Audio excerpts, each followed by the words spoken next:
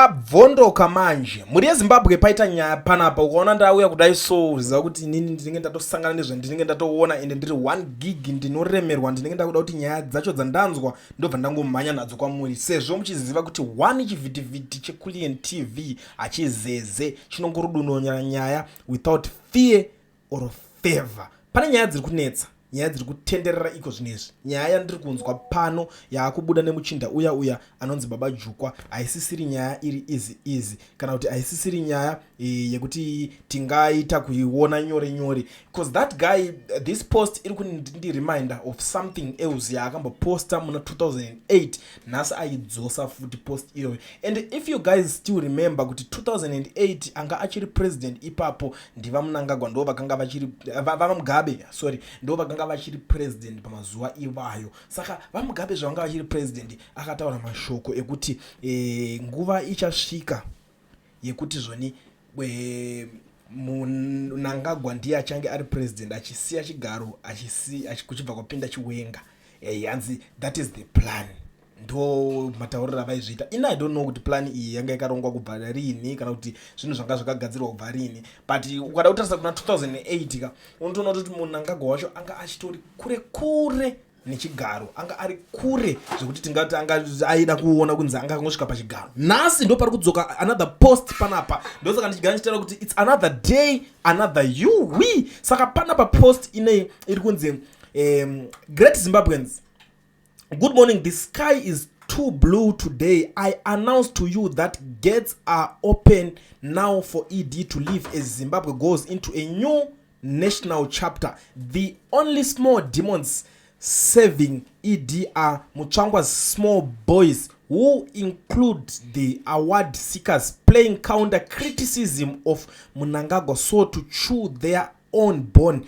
Once this bunch are exposed, Mnangagwa will not last 6 hours in office. The rituals have neither worked, the satanic charms fallen.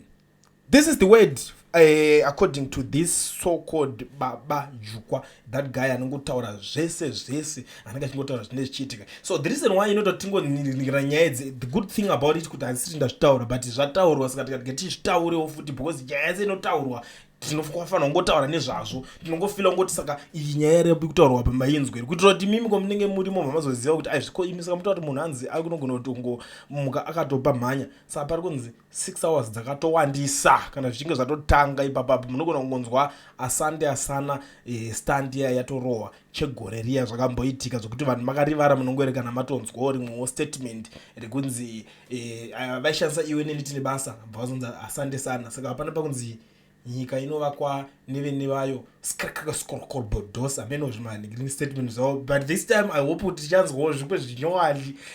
Zimbabwe inongoziva ichingoti vanhu vayo vanongoita zvinhu zvingori strange so ndo patasvika panapa nyaya yacho payava. Ende ndiri kuona futi imwe nyaya iri kuitika pane nyaya yana Obed Mpofu iri kutaurwa pari kunzoni according to the ZANU-PF constitution, the first secretary and president of ZANU-PF solely has authority to appoint members of the Politburo only during Congress. However, thereafter, all decisions of the Politburo shall be made through simple majority. Therefore, Dr. Obed Mpofu remains and is the bona fide SG of ZANU-PF unless otherwise. Ndo nyaya iri kutaurwa, but vamwe vari kutaura kuti zvoni Mutsvangwa zvaaingotaurawo zvanga zvingori zvekuningina position ina Mutsvangwawo haitowanike haiexiste in ZANU-PF constitution yekuti iye anobuda achizviti ndiye spokesperson whatever ari kunzi that position haina chigaro chainacho because is just angori mutauriri munhu anongopiwawo information achingopiwa zvekutaura. Saka kunzi that guy haana any authority yaanayo yekuti akwanise kunge achiita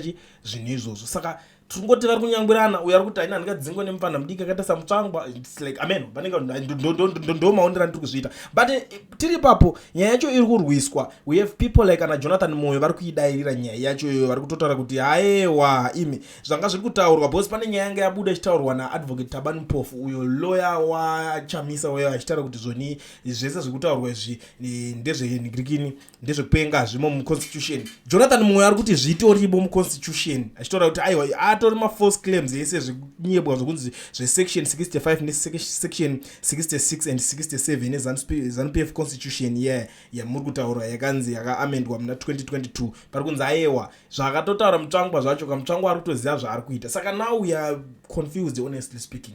Like isusu tinoda hedu nyaya yekudzifambira zvekutodaro but ukaona tasvika pachikamu chekukuudzai kuti I think we are confused zveshuwa zvinenge zvamboitaka kuti vharawo imi vari kuti ndizvo Jonathan Moyo. The funny thing haasisiri muZimbabwe mukuzviona haasisiri munhu wekuti he is in exile ari kutoraramawo life yake kutongubavha ngubavhawo ikoko kana zvitotori dhaka ari kutokanywa like what we guys are doing in South Africa. I'm sure he's doing the same way wherever he is right now in Kenya. Anditi vamwe vambota kufamba nekakeke kamudududu zvakawanda zvaingotaurwa matheories about that guy but all we know is he's a bitter guy, that's all. Because ndova team raya rekuti painyorwa pane zvimwe mitemo zvinana posa aipa those guys vanga vari on front ndo vanga varipo vachipachikwa zvinhu zvese. Saka imagine kuti unozongosiya mutemo yacho yoyo zvinhu zvako wakutiza off kuti munyika yacho yoyo waitoroverera zvipikiri uchitiraipa ngatisote takadai so it's something else. Saka according to the streets pano no that guy is bitter musanyamuteerera zvekudaro but now we left with no option now.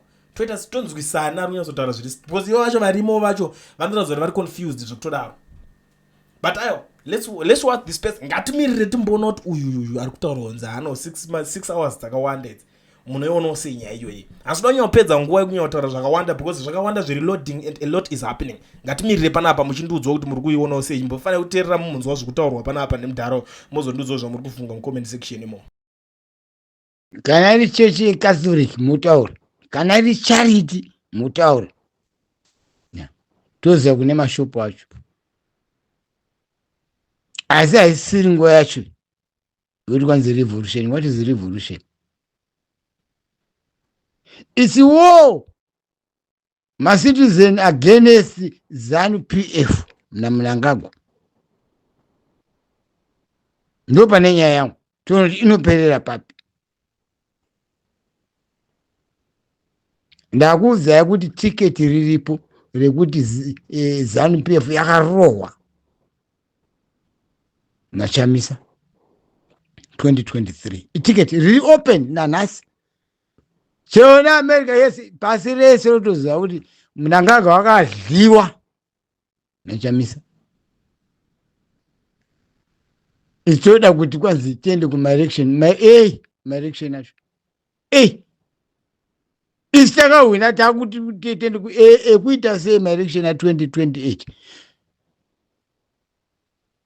ini misati asi udambozinza zvemaelection a2028 izvo what for? Tobatirwa takangotarisa so zvavari kuita kuvhiringidza kuti tikangamwe tiketi riri open pachena loto yatakabata kudhara. What kind of people are we? Ngatisunurei apa. Ndini Mr. D komanda wamweya ndatipfuti tinazo kudhara masoja aripo kudhara akatrainiwa vafana vangu ivava ivo vanozviziva. Sanchiti wandi gore rino ndoda kuti vaite sevanopenga ene chipengawo futi handotopenga kudarika ivo.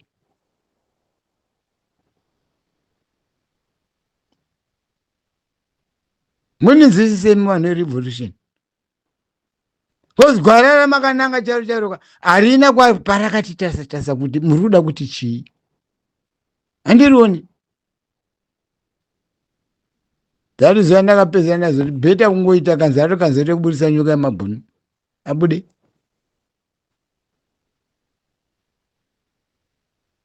Zvose zvamurunga hazvo zvosunungura Zimbabwe. Zimbabwe is never a silver plate. Mabunga iye Mnangagwa anopenga. Mabunga zvese haasi kuzviziva. Ariziva kuti akomana nichamhanya mamaira. Iye anenge achiziva kwari kuenda. Zvese zvigananga izvi zvosvika zvangotendera kunga makonzi hatichazivi kuti mwena uri papi. Ndini ndiri kutaura Mr. D. No zvatoda zvana revolution zvokuti tichazoita tivake zvakati ngazviitwe tatora Zimbabwe yacho. muri right but not this time.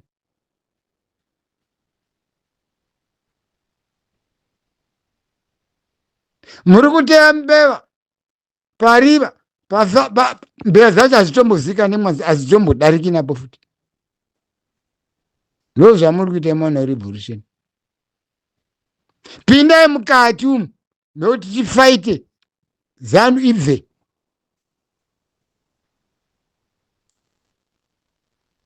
Ichamoda kuita revolution yenyu muchiziva kuti Chamisa kawina chi. Dai mutofaita kuti ko Chamisa ko anyarira ndipo pandiri kuziva kuti akanyarira akaziva akangwara ari kuziva kuti akangodai so kanotsvairwa one time. Chiwanga aripo pakubhonga. Ishumba ari kubhonga. Ndarageza senzi yakatema senzi kuvhura nzira. Mundidze mashoko andiri kutaura vana Zimbabwe. Saka haisi nguva yekutambisa zvebhaibheri zvana revolution ndezvebhaibheri zvese. Haisi ritamu yebhaibheri yeye. Jesu akasungirirwa. Bhaibheri riripo apa. Pamuchinjiko. Haisiyo tamu yacho. Itamu yekusunungura vana veZimbabwe. Tisu takazipwa. Samura tizikwe kusvika pakutadza kufema. Kuzipwa kusvika pakutadza kufema. Mafunga mabhunu akazoti enough is enough vanopenga. Kutotadza kuti kana zvakwana zvakwana. Ndizvozvo. That's it. Mabhunu akasiya nyika ino vaziva kuti enough is enough itakuvara.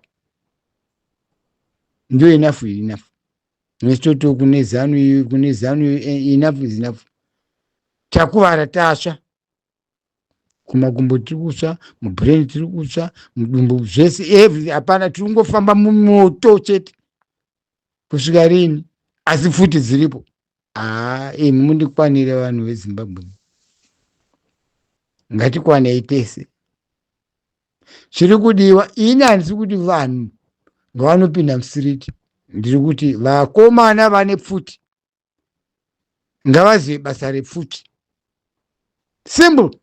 I want 45 years mangobereka pfuti isingazivi kuti yorira muri kutraining kunodhura mhepo. Futi ngazinange kuState House uko nyaipere.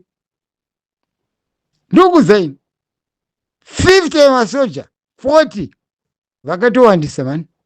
Kungotanga kuti hapana unoti bufu. Sachiti ngavangoita sevanopenga. Ndini komanda wemweya. Asika zuva rapadhuze. Ndini komanda wemweya. Why ndichidaro ndeyekuti vana veZimbabwe tatambura. That's why ndichiti zvakwana.